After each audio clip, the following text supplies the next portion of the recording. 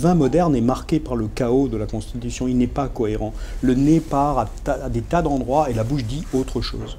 Et donc souvent les gens s'enthousiasment, ils disent « Oh là là, c'est formidable !» Et puis ils tombent par terre quand ils le goûtent. Donc pour moi, mon effort, c'est vraiment d'essayer de construire quelque chose qui est intègre, qui existe, qui a un point de vue. Et j'ai besoin d'un terroir pour ça. Donc le terroir, c'est un chef d'orchestre. Et il a besoin d'un certain nombre d'instruments pour s'exprimer complètement.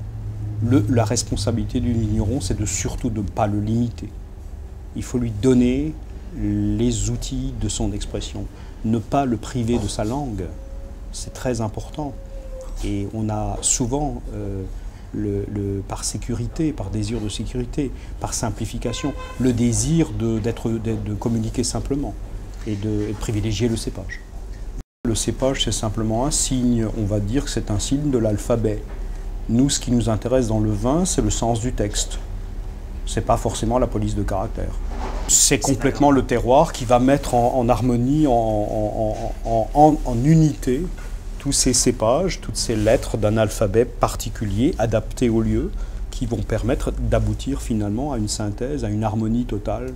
La limite de l'exercice, c'est simplement est-ce qu'on a de l'amour à donner, est-ce qu'on a de l'amour à recevoir, est-ce qu'on est attentif. Il y a des gens qui boivent du vin comme on boit de l'eau ou autre chose. Il faut juste s'ouvrir et essayer d'accepter ce moment où quelqu'un arrive et vous envoie en pleine figure un message qui vient de très très très loin. On n'était pas là.